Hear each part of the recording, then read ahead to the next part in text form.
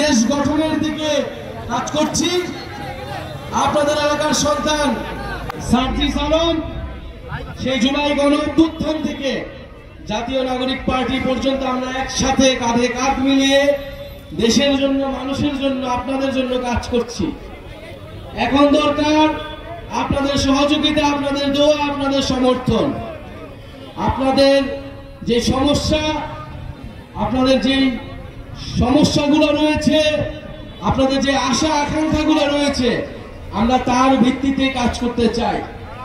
এবং জাতীয় নাগরিক পার্টি গণ অভ্যুত্থান থেকে তৈরি হওয়া দল, গণমানুষের দল। আমরা শহর থেকে বের হয়ে গিয়েছি, আমরা উপজেলা, জেলা, গ্রামগঞ্জে আপনাদের সাধারণ মানুষের সাথে মিশে যাব।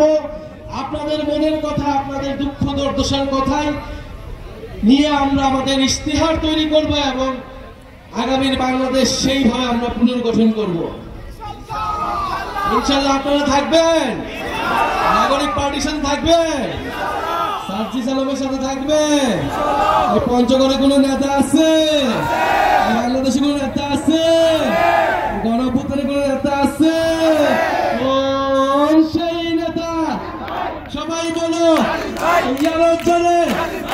একসাথে একতালে সারা দেশে, পঞ্চগড়ে, দেবীগঞ্জে, সারা দেশে, সংসদে, সংগ্রামে, রাজপথে, ছাত্রদের, শ্রমিকের, জনতা, সারা দেশে নেতা আমাদের, তোমার নেতা, আমার নেতা, সারা দেশে।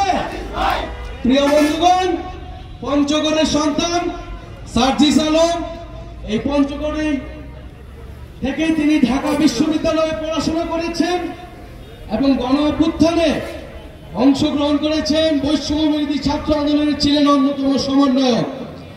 আর সেই বৈষম্যবিরোধী ছাত্র আন্দোলন থেকে আমরা জাতীয় নাগরিক পার্টি, বাংলাদেশের মানুষের নাগরিক হয়ে ওঠার যে লড়াই, সেই লড়াইয়ের জন্য আমাদের এই নতুন দলটি নতুন হলেও আমাদের স্বপ্ন বড়। আমরা মানুষের যেই গণ অভ্যুত্থানের যে জীবনদান, রক্তদান, তার ঋণ শোধ করতে এই দল। ফলে গ্রামে গঞ্জে, হাট বাজারে আপনারা এনসিপির বার্তা ছড়িয়ে দিবেন, মানুষের কথা শুনবেন এবং ইনশাল্লাহ আমরা খুব শীঘ্রই আমাদের বিজয় আসবে। যেইভাবে গণ অভ্যুত্থানে আমাদের বিজয় অর্জিত হয়েছিল, ইনশাল্লাহ আগামী সংসদেও আমাদের বিজয় অর্জিত হবে। প্রিয় বন্ধুগণ, আমরা দেবীগঞ্জে মাত্র থামলাম, আমরা পঞ্চগড়ে আমাদের মূল প্রোগ্রাম হবে বিকালবেলা। আপনারা সবাই আসবেন ইনশাল্লাহ। আমরা পঞ্চগড় নিয়ে আমাদের ভাবনা, আপনাদের পঞ্চগড় নিয়ে আপনাদের চাওয়া পাওয়ার কথা আমরা সেখানে শুনব এবং আমরা 64টি জেলায় যাব। আমরা পঞ্চগড় এসেছি, এরপরে ঠাকুরগাঁও যাব, পুরো বাংলাদেশ আমরা ঘুরবো। আমাদের এই কর্মসূচিটির নাম হচ্ছে দেশ গড়তে জুলাই পদযাত্রা। যেই আবারও 1 বছর পার হয়ে জুলাই মাস আসলো। এই 1 বছর আগে জুলাই মাসে সবাই আন্দোলন করছিল ছাত্ররা। বলে সেই ছাত্রদের আন্দোলনকে সম্মান জানিয়ে বৈষম্যবিহীন বাংলাদেশ গড়ে তুলতে এই পদযাত্রা সারা বাংলাদেশে চলমান আছে, চলমান থাকবে। কোনো বাধা বিপত্তি আমাদেরকে আটকায় রাখতে পারবেন, আমাদেরকে থামায় রাখতে পারবেন। ইনশাআল্লাহ আপনারা এনসিপির সাথে থাকবেন, ইনশাআল্লাহ এনসিপি বিজয় লাভ করবে।